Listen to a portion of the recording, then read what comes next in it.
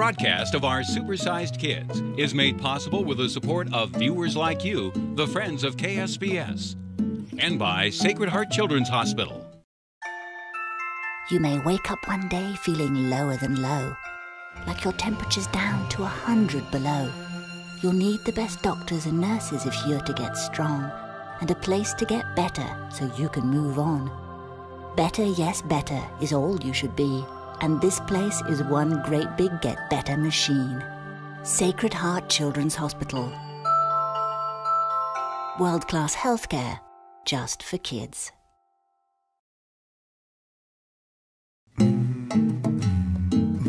Is thin going extinct? Nearly a third of our children are overweight or obese, and the numbers continue to rise. Childhood obesity is a serious epidemic. We're at risk of raising supersized kids who may live sicker and die younger than the generation before them. Because at younger and younger ages, we're starting to see children with significant medical complications related to being obese. Type 2 diabetes, hypertension, elevated cholesterol. These are illnesses that we hadn't seen under age 20 before. With so many of us being overweight these days, sometimes being fat looks, well, normal. But it's not, and it's dangerous. An overweight child usually grows up to be an obese adult. We're in the midst of an epidemic of obesity in this country between fast foods and greasy foods and sugary drinks. If we don't change what we do, we will be a society of obese people. I don't think anybody wants that. It's very scary and it's very real. That's why we need to do something about it now.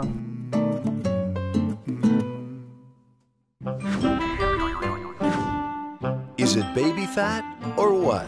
How do you know if your child is a healthy weight? This is the Cordero family. 10-year-old Elijah has always been a big boy. I had always thought he was bigger, but I didn't really think that there was a problem. We didn't have much food growing up. I figured if they had a full belly, they'd be happy, you know? I guess I always thought he was big-boned. I just thought, you know, he's eating every meal. It's good. Here's his growth chart. You can see how his A doctor's visit told a different story. Elijah's body mass index, or BMI, showed his weight was growing faster than his height. A BMI is a simple height-to-weight ratio that provides a useful snapshot of whether a child is overweight for his or her age. I was shocked. I guess I just didn't realize, you know, what we were doing to him. A BMI above the 85th percentile indicates a child is overweight. It means the child weighs more than 85% of their peers. Above 95% means the child is obese. The borderline diabetes is what scared me the most. And I just thought, you know, I don't want him to have to give himself shots every day and watch what he eats every, you know, I mean, you can't go back. Can't fix it. The Corderos are not alone. Most parents don't realize their child is overweight or how serious it is. Sometimes the chubby kid may not stand out in our overweight society. And it's kind of hard to accept that more than half the people that we meet every day are either overweight or obese. Many parents think their child will grow into the extra weight. Sometimes that's true, but 75% of the time it is not. 2 out of 3 overweight 10-year-olds will grow up to be obese adults. I think in the past, a lot of people used to think, oh, they'll just grow out of it. But what we're seeing now is that kids don't grow out of it. They become obese adolescents, they become obese young adults, they become obese adults. What we need to realize is that it didn't happen in 1, 2, 3, or even 5 years. It started when the kids were 2, 3, a year old. And that's the urgency.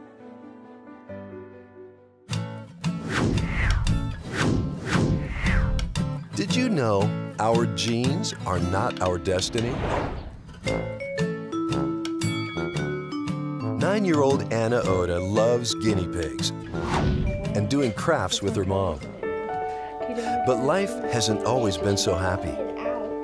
2 years ago, Anna was very upset about her weight. She would come home and cry because kids would call her fat. Not only that though, this little girl told Anna that she was too heavy to sit on Santa's lap. And you actually have several years. A visit to the doctor confirmed her fears. Anna was overweight and a borderline diabetic. Her dad has diabetes, her grandpa has diabetes, and my mom has diabetes. And I was really worried because, I mean, if Anna's that big at that age, how much bigger is she going to get? How many more health problems is she going to have? All right. So Anna, go ahead and step up on this. Anna was lucky because they caught her weight problem early while she was still growing.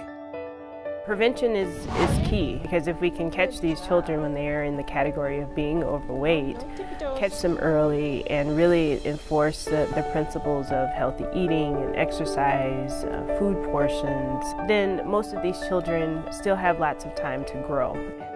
The goal is to slow down the weight gain and let the height catch up as the child grows. While Anna is younger and still growing, nature is working right along with her. It's much more difficult after puberty. It is critical that we address these issues at as young an age as possible, and we are working with the body's physiology. Many obese adolescents were obese children. If you go back and look at their growth charts, you can see that they were already above the 95th percentile when they were 2 or 3. They've already had a decade of obesity.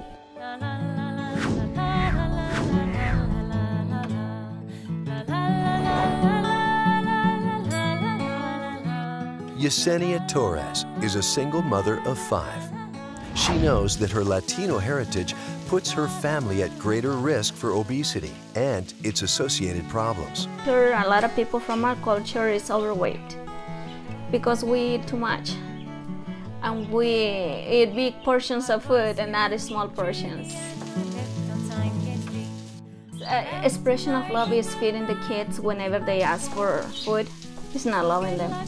I realized that is not loving them, which I think I used to do that, with David especially. Nowhere is the child obesity crisis more pronounced than in low-income communities of color. Across the country, more than 35% of African American children and nearly 40% of Latino children are obese or overweight, compared with about 29% of white children. And 1 in every 2 African American and Latino girls are at risk of developing diabetes during their lifetimes, a far higher percentage than white girls.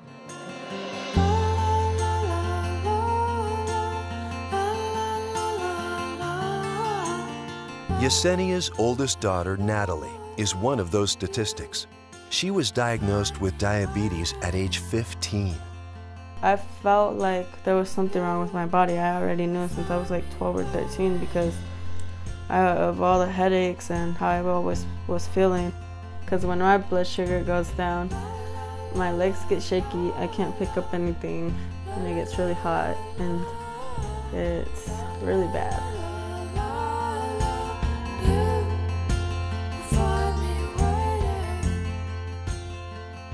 When Yesenia's 10-year-old son, David, began gaining excess weight, she got scared. My son David was overweight. He was close to the obese line. She did a cholesterol test. It was high. His blood sugar, he was on the borderline for diabetic, and that's what it concerned me more. So I already have a daughter with diabetes, so I didn't want David to get to that point.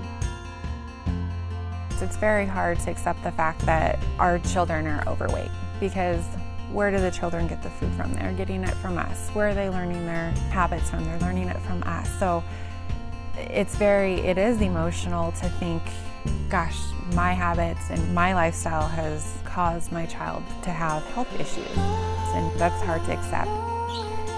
I felt really bad that I didn't know what I was doing wrong with David. So I wanted to find out more. What else can I do to be better, to feed David better, so he wasn't overweight.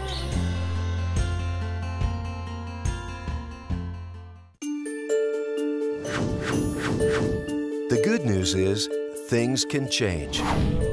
New innovative programs are showing promise in fighting childhood obesity. And how about the goals? Group Health's Countdown to Healthy Living pilot program is one example. The program works with the entire family to make healthy changes. To work with them and help them identify their barriers to changing their lifestyles and encouraging more physical activity in their home, changing some of their dietary and nutrition habits in the home, and doing it together as a family. And kids of these ages, they're not in charge. They don't buy the food, they don't control the screen time, they're not in charge. So if you don't involve the whole family, then the likelihood of long-term success, I think, is really limited. Well, you can't just have one person do it. You all have to jump on board. You all have to be willing to make the changes. And if he sees us making the changes, he will. Making healthy changes as a family makes all the difference. We used to serve ourselves the large plate. Now we serve the small plates. Even my mother. We don't call it losing weight. We don't call it dieting. It's a change of eating style. It's making healthier choices. Instead of that candy bar, how about an apple or an orange? I feel the success rate for children depends on the parents. If parents are on board for making changes, I find that the children are very successful.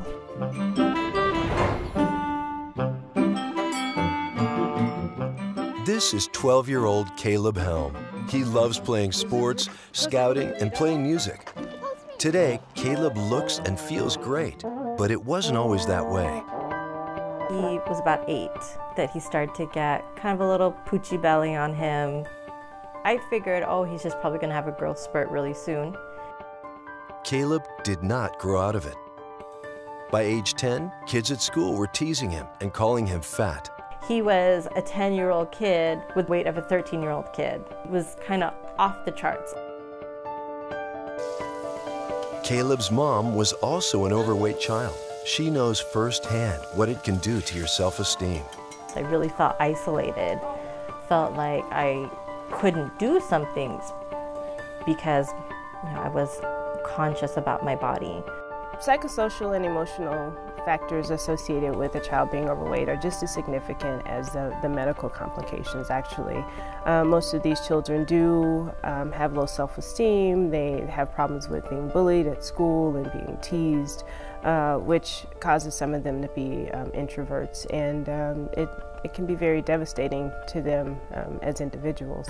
Every day he asks, does it look like I'm losing weight? Every day he asks. And, so I know he cares about it. I guess no peer support because they don't maybe have a lot of friends, and so what makes them feel good is to eat food. So it's kind of a vicious circle. Did you know small changes can make a big difference in your health? We used to eat out all the time. Breakfast, lunch, dinner. Oh, hey, let's go get ice cream, Got rid of the pop. That was the first thing. Pop was the main thing. We would case of pop a day easy. Eating out, the McDonald's every morning. 3 sausage McMuffins on his way to school. 5. He'd eat 5 easy. I used to just be happy that they ate breakfast. I wouldn't care what they ate for breakfast as long as it was a breakfast. So a plate of nachos was perfectly acceptable as long as he was eating. Come home after school and grab some chips and a pop. Sit down and watch TV on the couch. So I brought 5 pounds of fat, and I want everybody to touch it, to look at it. I'm going to pass it around the table. Those days are long gone. The Countdown for Healthy Living classes were a real eye-opener. That's when I got more scared about what we were eating. I saw the junk. I went home that night after the first group meeting, and I cleared my whole kitchen out. By the time we were done, we had 2 garbage bag fulls. So this one is a hamburger. It's 410 calories. I find most of it is people are just not educated in how to be healthy, that they haven't had the information on how to provide a healthy lifestyle for themselves or for families. Keeping a food journal is a great way to get started. Once you started seeing though on paper and written down what you were doing and feeding them, it started kicking in. They would have us journal plus measure out all the food intake that he was eating, down to calories and portions. Ounces on the peanut butter that you put on the sandwich and the slice of bread. And once you start writing it all down, it's just amazing how much you're putting in your mouth. It taught us a lot we didn't even know we were doing. Not just to him, to ourselves, you know.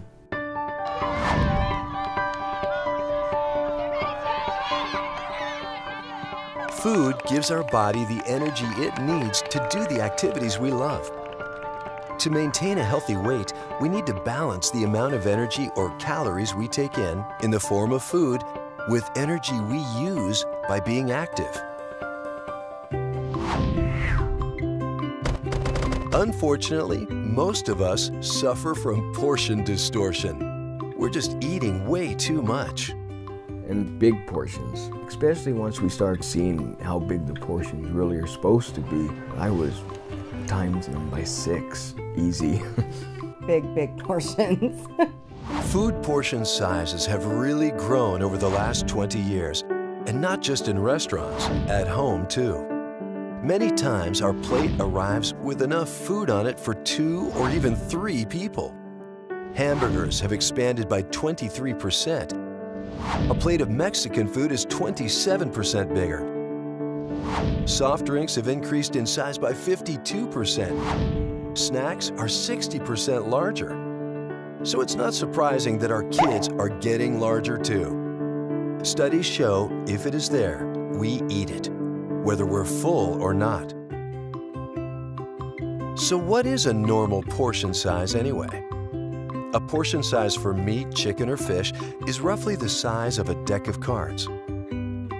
For potatoes, rice, or pasta, it's roughly the size of the palm of your hand or 1 cup. Vegetables, however, are pretty much all you can eat.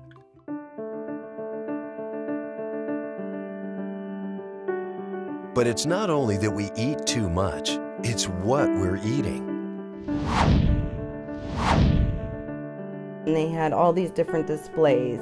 Just the fat content in the meat and the sugar and sodas and how much oil was in each snack. And you can see it and feel it. You could touch it and want to wring our bodies out. Today, 23% of our grocery dollars goes towards processed packaged foods. That has more than doubled in the last 20 years. It's fast, easy, and inexpensive, but it comes at a price.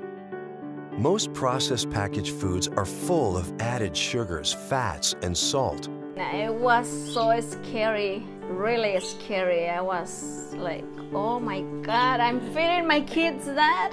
But equally troubling is what has been removed from our food.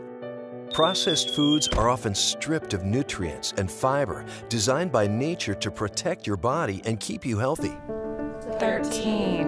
Okay, there was 13 teaspoons in this bottle. What kids are drinking is also part of the problem. Most kids consume over 100 pounds of sugar a year, much of it in sugary drinks and soda. An enormous amount of sugar. Yeah, and they show it in granulated, so you actually can see how much sugar you're putting in your body.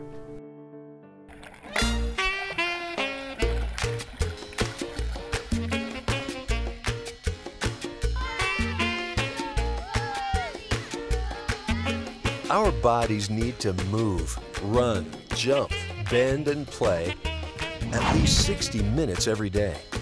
When we were kids, we used to play, kick the can, that sort of thing. We learned that from other people in our neighborhood. These days, a lot of electronic gadgetry goes on. Kids don't play as much as they used to. Mounting research shows that the amount of time a child spends watching TV and using other media is linked to their body weight.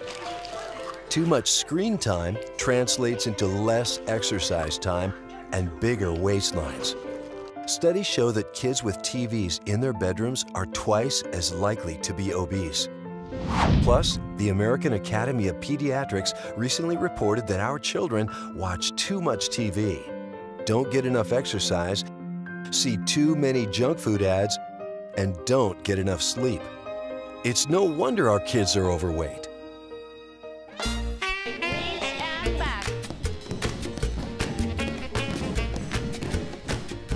Moving more as a family is key. But it's not necessarily about getting a health club membership or joining a sports team. We focused on physical activity as a family, so whether that meant walking in the park or doing jazzercise in your home, what we wanted was the family as a unit to just move more.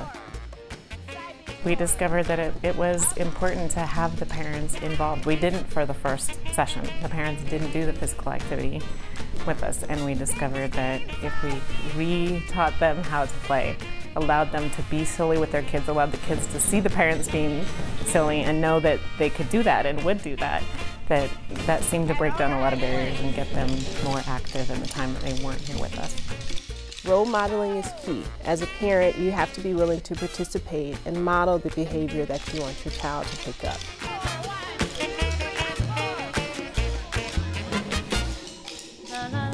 And snacks are important because we don't want to be so hungry at dinner time that we overeat. Because for Caleb, he got to be around other kids that were experiencing the same types of things that he was experiencing. He got to talk about what it was like to feel excluded or teased and know that he's not the only one. That sounds funny, huh? Some of these kids have changed schools many times because of bullying. Some of them have never felt like they fit in or that others paid much attention to them in a positive way. So this was an environment where they did feel like they fit in, they got to do everything everybody else was doing.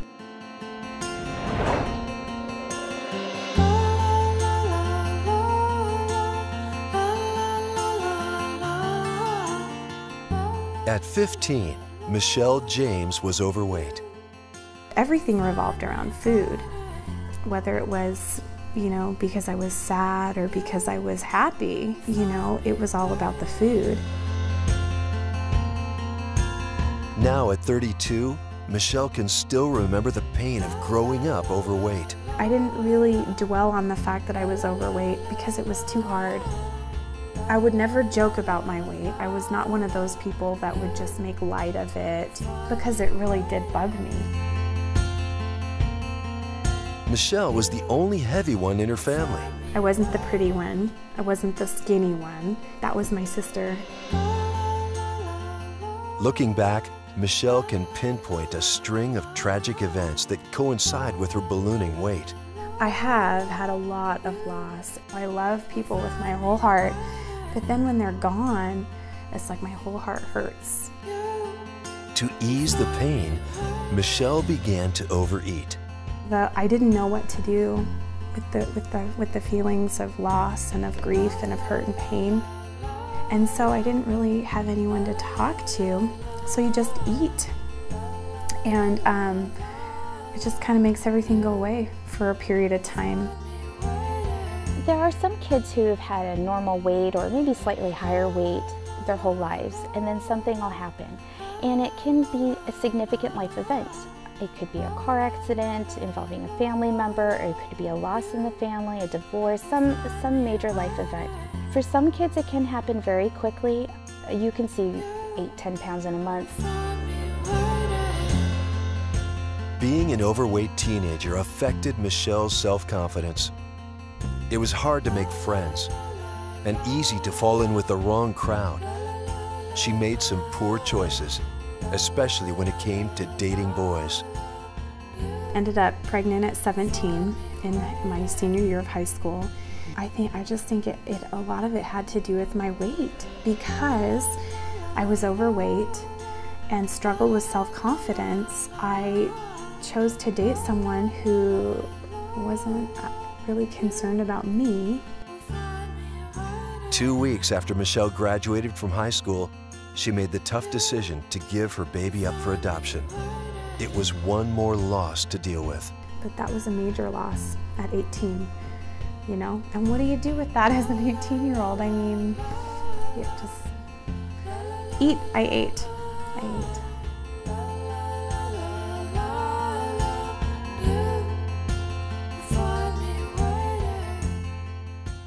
Elmo's off to school. Where's Elmo's bed? There. 3 years ago, Michelle had had enough. I looked in the mirror and I had become a person I didn't recognize. And I thought, this is not who I was made to be. This is not the person I want to be. And it started with working through my feelings and realizing how I'd just kind of eaten myself into a hole. Right there. Michelle is married now with a beautiful daughter and another child on the way.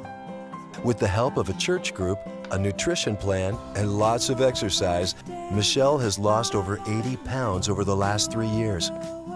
She's dedicated to living a healthy lifestyle and being fit. I don't feel like my life is controlled by my next meal. That there's a freedom in being able to say no to certain foods, and there's a freedom that comes in being able to go out and run a mile. That's freeing, to feel like your body works the way it was created to work. It's freedom.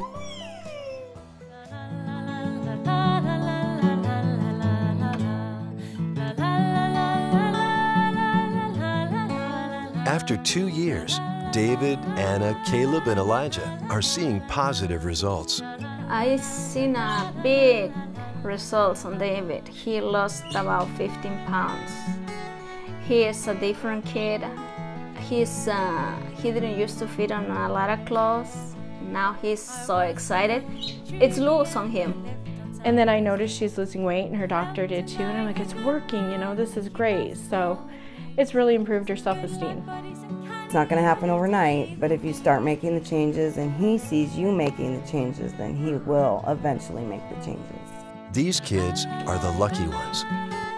Their parents are dedicated to role modeling a healthy lifestyle. That's where it starts. I see it, I hear it, I taste it, I do it, I live it. And if we can start with moms and dads when the kids are young to role model those behaviors, that's where we start. I asked him, how do you feel? I feel good, Mom. Look, I'm so skinny.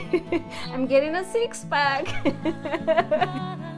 He started cross country, and then he did Bloomsday training, and then he wanted to play basketball. And I think that he doesn't really view himself as a fat kid anymore.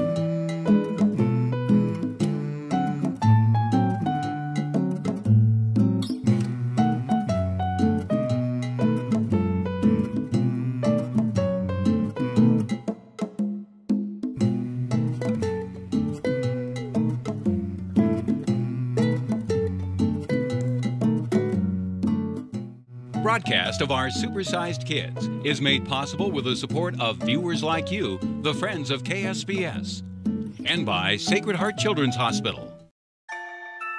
You may wake up one day feeling lower than low, like your temperature's down to 100 below.